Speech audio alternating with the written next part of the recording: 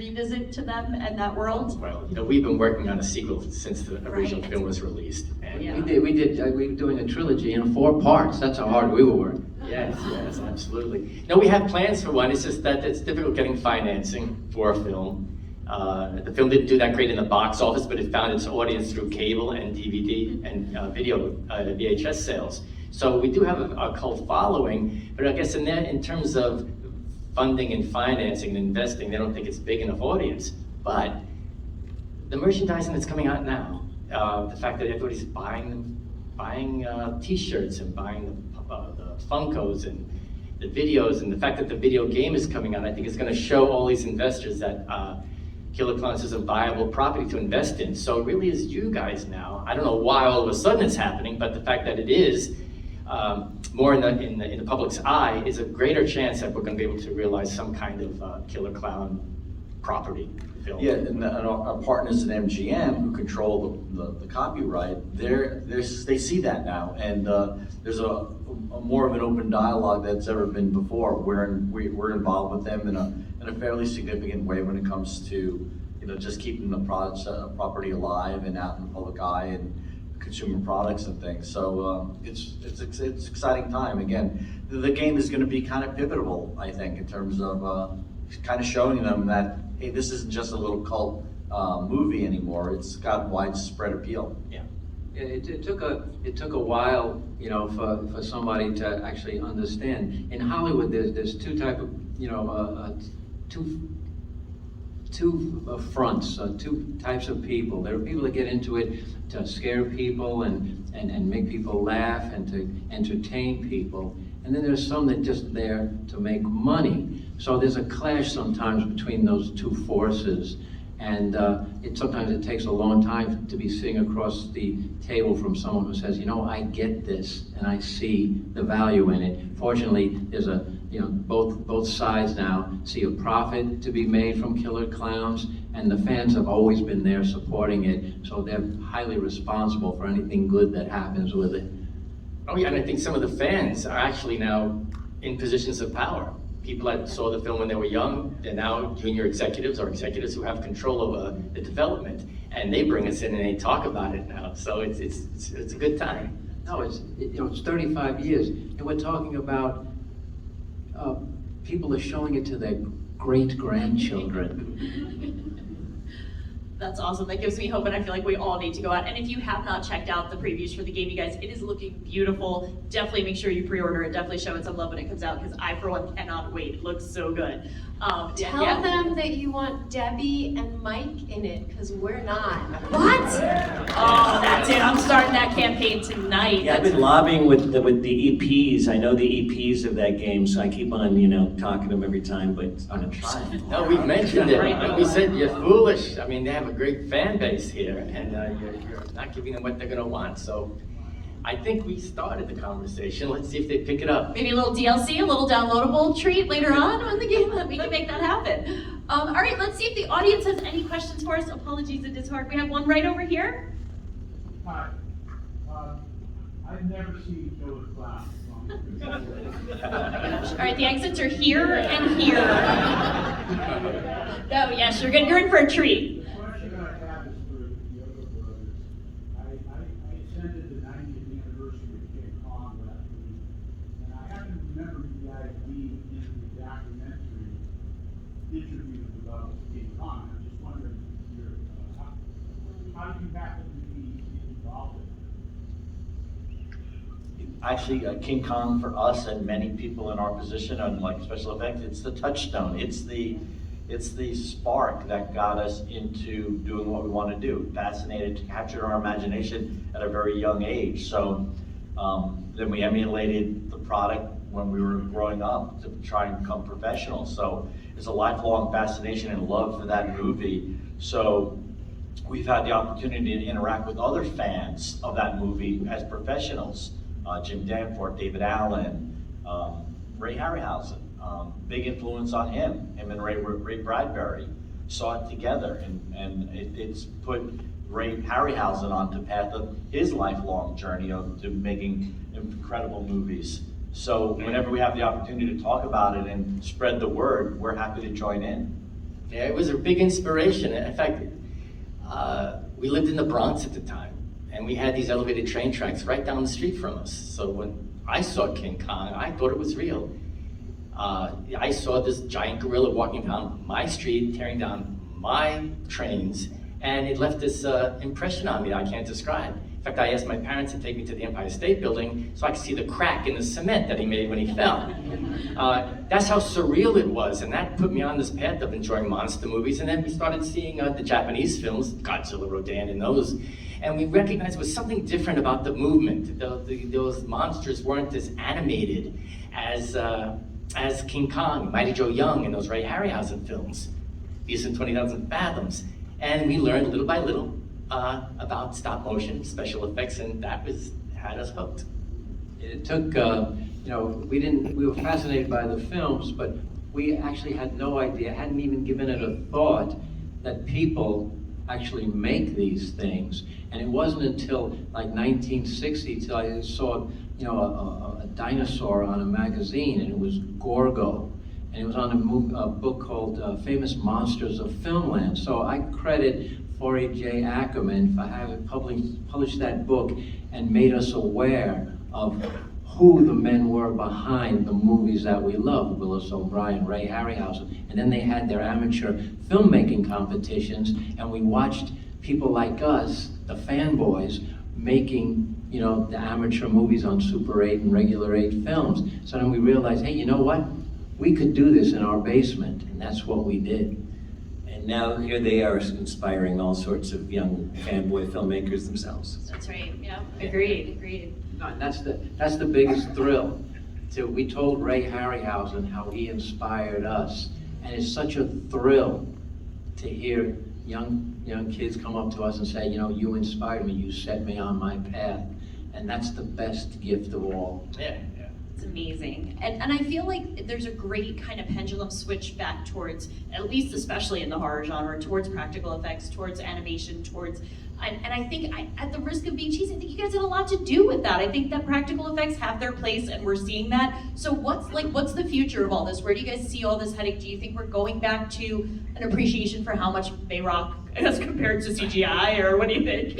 I think it's going to be a hybrid. I think this younger generation, now they're fans of the 80s, this is the generation that grew up on CG. So I think they're tired of CG. CG can do everything, but it's a style. And I think when they're seeing the 80s films, there's something tangible, physically real. No matter how funky the effects are, they're physically real, and I think they recognize that. Same thing with stop motion. It has this incredible renaissance right now, because I think audiences they feel the hand of the artist. They can see that it's a tangible object and it's magically coming alive. Same thing with any kind of traditional effect. So I think we're going to see a hybrid. We're going to be seeing where in the past we would do animatronic puppets and actually have these long cables to hide the operators. Now you can actually have rods going into the puppets. You can physically be there, operate them much better than you could in the past, and you can take it out in post-production. So I think it's going to be a hybrid of traditional with some kind of computer augmentation. Yeah, I think the authenticity, there's an authenticity to what you guys did in Killer Klowns. And I think that's what the younger generations, all the generations, can feel. It's like they feel it. It touches them in a way that all of the newer stuff just, it's beautiful and it's cool, but it doesn't touch you like this this work does, the practical special effects. And even for the actors, it's Yeah, much better for you to have a actors, physical object that so react much to. It's better. always back and forth. Well, and that was the thing that was cool, because there was a lot of, practical special effects with all of us.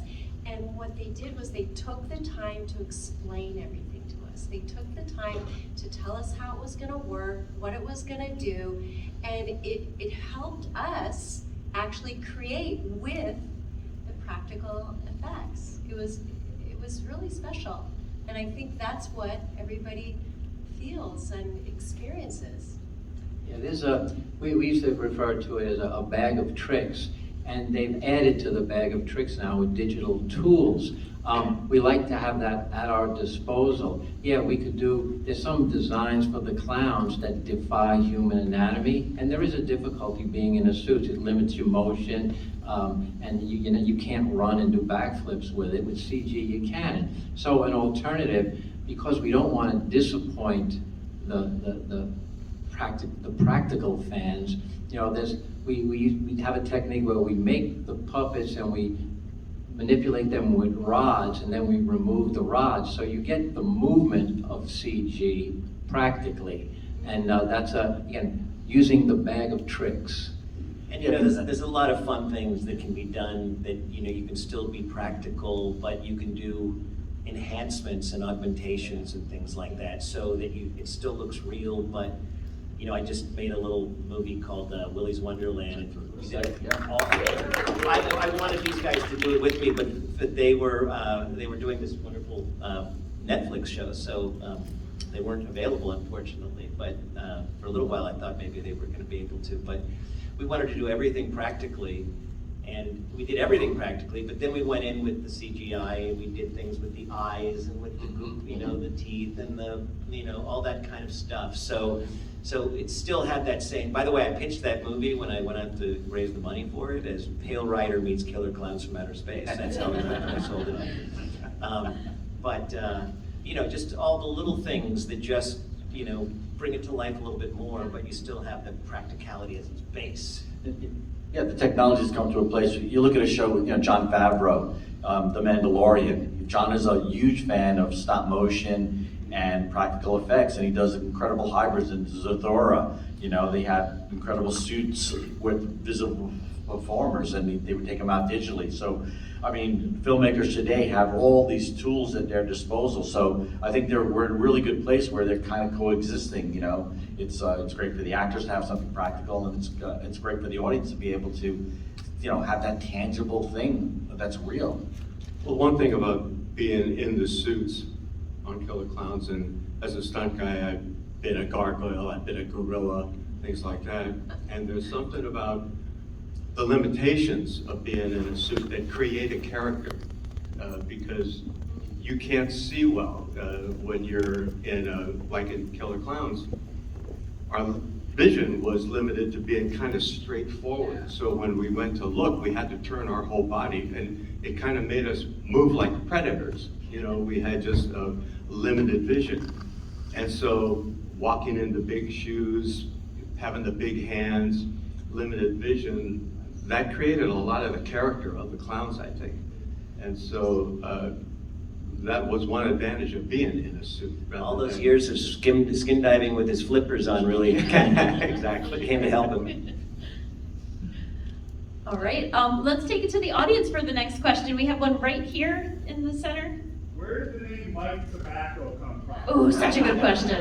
That came from Mr. and Mrs. Tobacco. No, I had a high school friend, Mike Tobacco, who was quite the ladies' man, who had his red Pinto with little champagne and actual glass goblets in the glove compartment.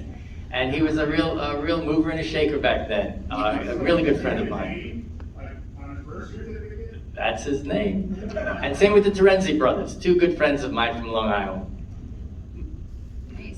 All right, let's see, we have other questions. Curious, what about Joe Lombardo? Was he a friend? Joe Lombardo was my best friend. There we go, you Oh, see? that's awesome. And Pooh Bear was the name of the dog my Charlie's wife and dog. I had at the time. I don't have any names in. I think you wanted Bob Brown and we said no. All right, I think we have a question, red shirt. Sorry, it's a little hard to see, apologies. If you do get to do another movie, would you incorporate more stop motion built in? Oh, absolutely. We would love to. Given the tools we have now, it would be very likely to do that. Again, Clownzilla was supposed to be a stop motion character, but at that time, shooting 35mm film with the budget we had was not really possible. Maybe we'll call Phil to do it. Yeah, maybe Phil will do it. But it would be great to have some stop motion in there. With digital photography now, you know, the cameras we have and the posts we've got, it just speeds up that kind of production, makes it a lot easier for us. Yeah, the shadow gag, the shadows themselves were little wire armatures that we had a backlight on, and we actually photographed the shadow on a miniature wall, and that was stop motion. And there was the floating clown chasing the car. That was an animated, shot in that. But we do have ideas like you wouldn't believe. We've got a giant, I can't tell you, but it's really cool. There is an animated character in the climax of one of the shows we're thinking of. Question, audience, we have a lot of hands. Let's do right here in the middle. I actually have two questions. We'll allow it. One is about autographs. I was wondering if you guys are doing autographs and where they would be available. They are indeed doing autographs, and those are available in the celebrity room until 5 p.m. tonight. Is that correct? Yes, till 5 p.m. tonight, and then I think the same time tomorrow till 5 p.m. Correct. So definitely check it out in the celebrity area. And then my second question was about like the clown makeup and everything. How long did that take, like the makeup process and the costumes for the clown? I think we built all the clown heads in 6 or 8 weeks, and then the costumes were started around the same time, and then finished up in Santa Cruz. In not a lot of time. Charlie had been working on the designs for quite a while, so once that like 6 weeks started, it was hit the ground running. But we had a team probably about 10, 15 people doing all the clown sculptures, molds, mechanics, and then a whole separate team to do all the special props. Gene Rizzardi headed up a team of maybe 8 or 10 prop makers that made all those special props. Thank you for that question. I know I saw a couple hands in the back. Apologies. Feel free to shout it out. Do you guys have an idea for like an extended clown universe? Like, where do these clowns come from? Like, is there a clown planet? Is there a ringmaster planet? Great questions. Origin story too. Yeah, we've got it all planned out. We have quite we really couldn't tell you right now because we have to build up towards those points, so I wouldn't want to ruin the experience of actually, hopefully when we do have a chance to do it, to actually watch the film. Yeah, but the clowns have been here before. They've been visiting Earth for a very, very, very long time. And where they live, I see a few of them here today. What you've been told about everything in this world is a lie. We have the truth. and if truth will be revealed in Killer Klowns, the sequel. Does the game Clown put any truthers. more like mythology or story to anything? Like for those of us who are just anxiously awaiting the game in hopes that we get a little teaser of some of this, is it more just like, hey, you get to play and try to survive or try to kill, or do we get some plot line with it too? No, actually the game is really like a game version of the movie. They made it in 1988 kind of video experience. It's a 3x7, clowns versus, regular people. You're in 1988 Crescent Cove, and you can play as a clown or you can play as a human, and you have all sorts of weaponry and tools at your disposal. The cool thing is you can join up and work with one another to defeat clowns or clowns to defeat humans. And it's mostly like just action based. You're pursuing, if you're a clown, you're trying to kill humans, get cotton candy cocoons and take them back to the spaceship. But they have a bunch of new weapon ideas that we gave them and those sorts of things. So it was really kind of a collaborative effort, and they took our basic ideas to like the nth degree in terms of gameplay. Yeah, they had to give it more gameplay.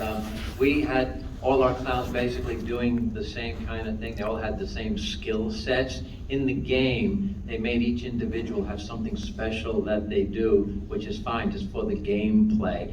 So it makes them all individually just a little different. Yeah, and we learned a lot in collaborating with them. We are storytellers, we deal with a narrative, and we try to impose a narrative within the game structure, and they said it's not what they do. So there's no real narrative arc in the game. It really is just trying to kill the clowns or survive the clowns' attack. That's not to say that something like that won't evolve, that's in success, but...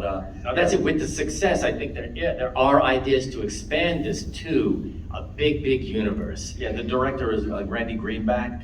He created the Friday the 13th game, and it's a similar gameplay, Dead by Dawn, that sort of thing. So he learned so much from that game that this is like so much, the gameplay is so much improved, so much better, so much interactive.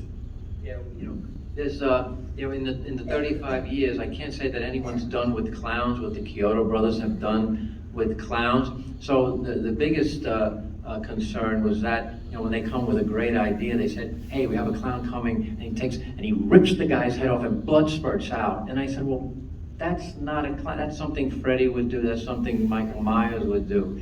I said, how can we make it clown-like? And I'm thinking that instead of the blood spurting out, that little red bubbles come out and float. And then when they burst, they splatter. And I said, that makes it clown, or a little more clown and less what you expected to see. Yeah, but this creative team really, they got it. They studied the movie frame by frame. The recreations of the environments are spot on. So it was, just little nudges here and there, nothing really wholesale. No, you guys, that's not it.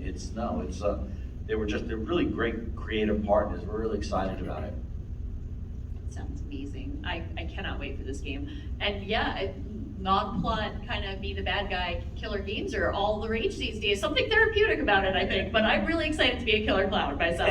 It's scary. You're in this environment. The sound design, new music by John Massari. It's great. So the lighting, the mist.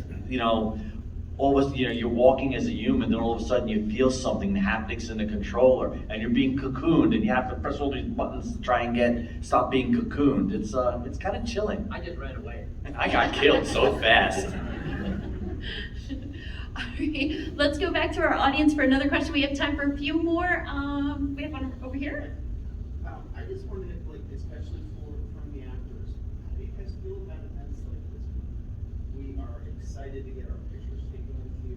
We have all of your lines memorized. This not had a cool first impression. Well, the funny thing is that the first time I was ever invited to one, I was kind of, hesitant because I didn't. The actor's worst nightmare, I think, if you've been a working actor, is, you've seen it in movies. The actor kind of sitting behind sitting behind the desk with his pictures, just waiting for people to come by, and you feel kind of it's like the death of your career as an actor. And so I was a little bit hesitant at first, but then I agreed, probably mostly just because of just love for the movie and having been kind of stayed close to the Chiodos and Suzanne over the years, and it was a chance to reconnect.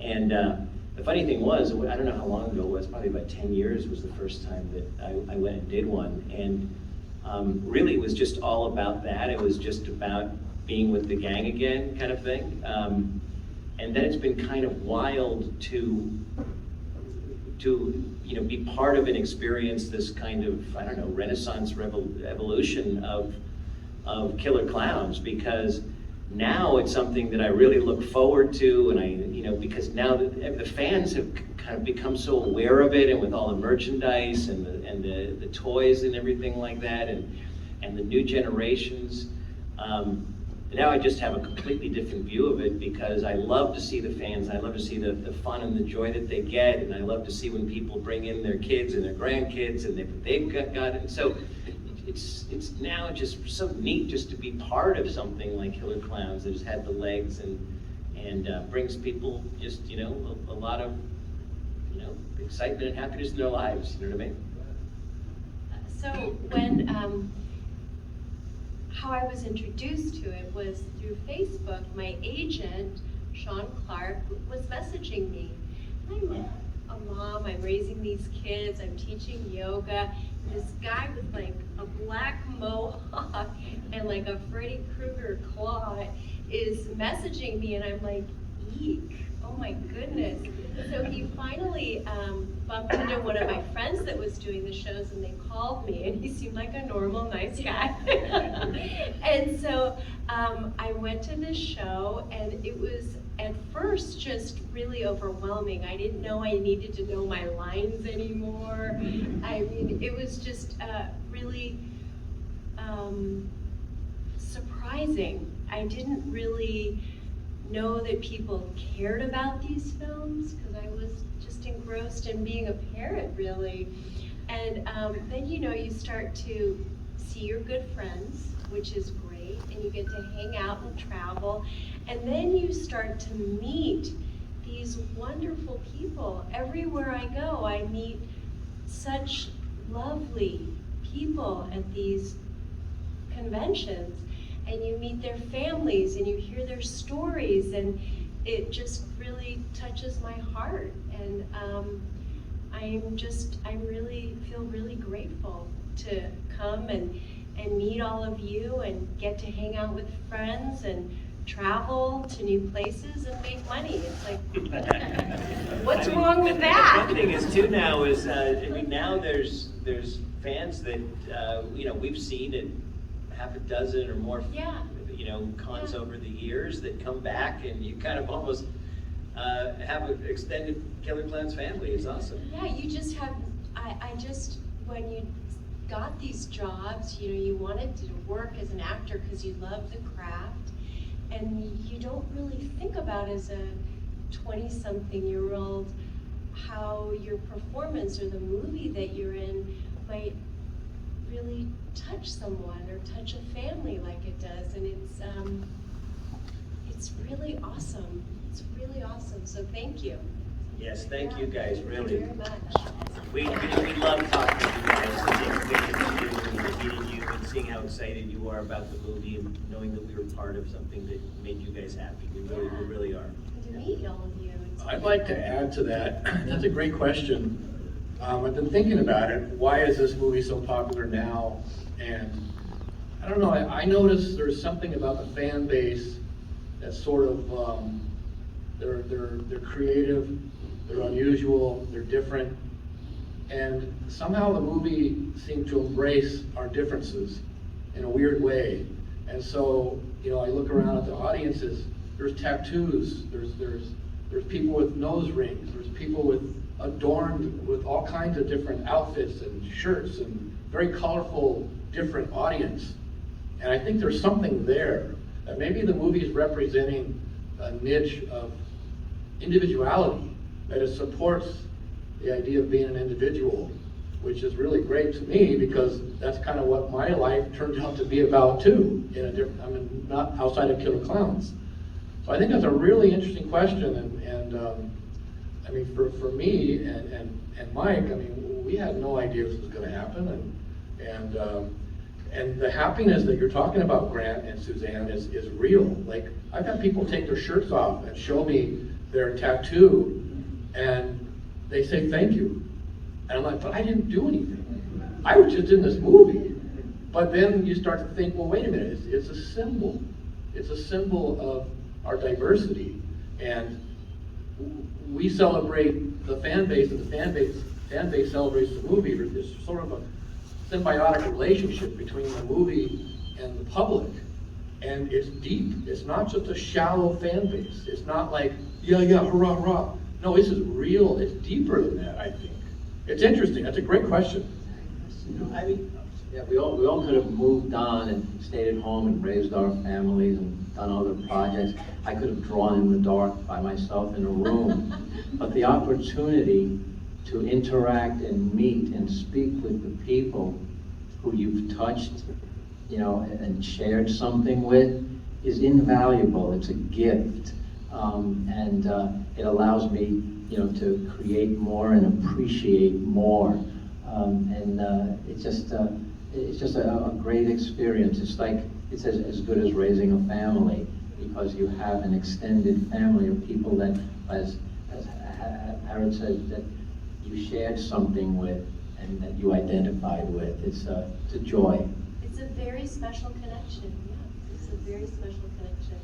you know, I'll tell you when I really realized for the first time just how much impact the Killer Klowns had actually had on people was, you know, I had this friend that was a talented who was just a huge Killer Klowns fan, but he was really depressed one time and not feeling very good, and he was, kind of crying to me on the telephone, and I said, man, you shouldn't be depressed. You've got so much to be proud of, and you've done so many good things in life.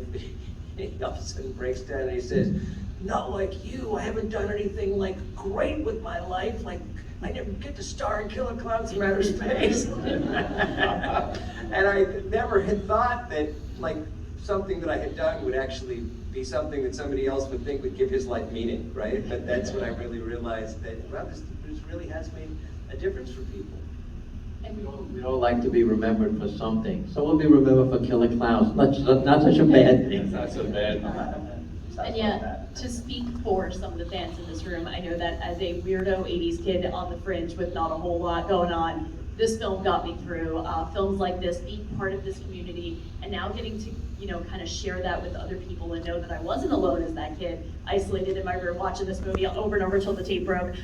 Thank you guys for giving me that little bit of joy and a little bit of comfort and a place to belong as a kid. So I don't know if anybody else has that experience, but for me, horror was my home growing up. So you guys really made this film something that really spoke to me. Yeah, So. That means a lot. And the Chiodo brothers also created a really cool female lead. Yes, they do. Because Debbie didn't get naked or show off She her didn't body. do Dallas.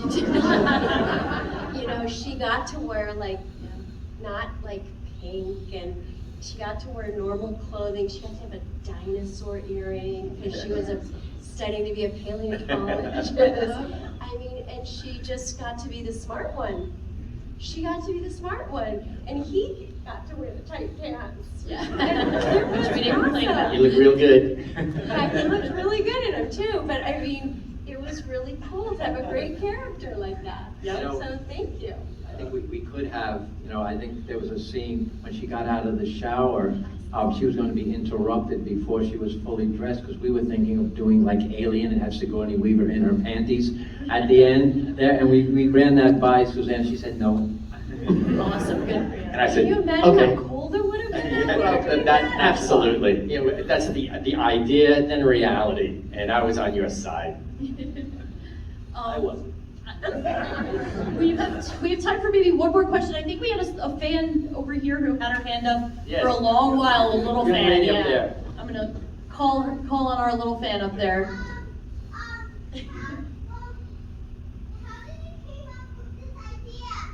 Oh, such a good question. How did you Awesome come up with this question. idea? That's a great question. I wonder that myself. I tried to imagine what was the most frightening thing I could imagine happened to me. I was thinking, what could really scare me?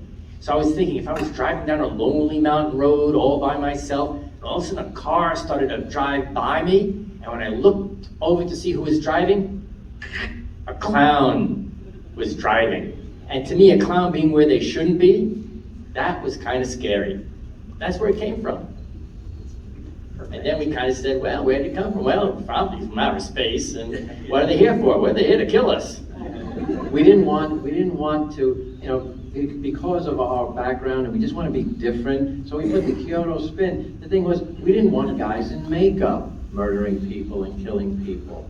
So we said, what can we do? Let's make them from someplace else. Let's make them monsters, a life form from someplace else. And that's what it is. That's why they're different. That's why they don't look like clowns. Now, I don't know why anyone would let one of our killer clowns up to them anyway, to be honest with you. But, we just wanted to do something different than guys in makeup.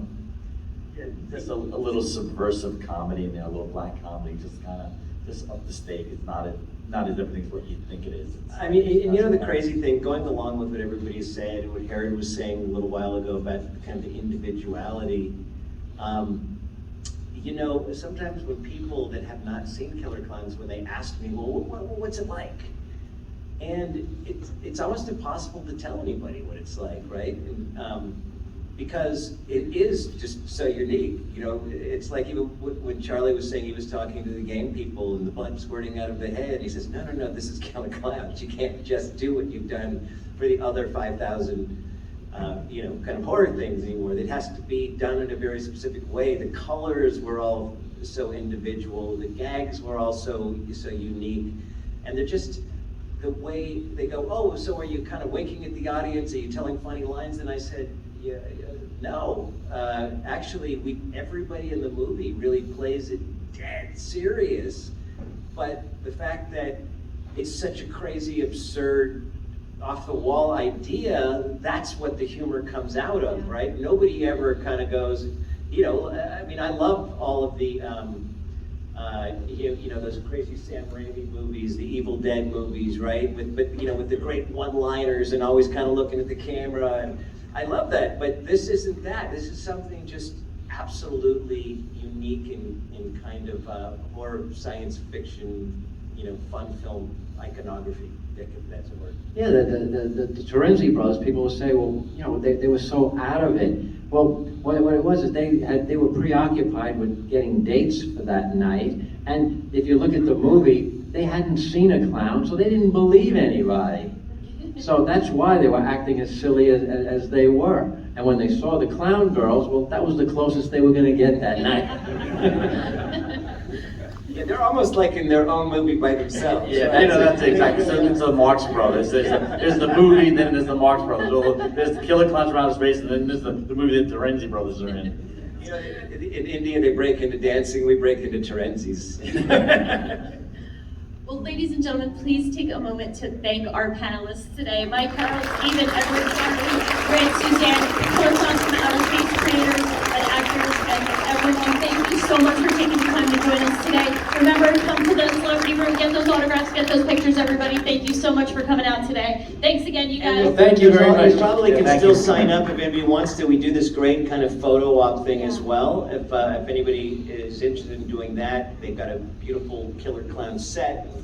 And Mike and Harrod dress up as clowns, and you can do any kind of combination of us. I recommend doing the whole group because you got us all together. It doesn't happen that often. But thank you so much for coming out. Very Really true. appreciate it. Thank you, everyone. Come out, guys.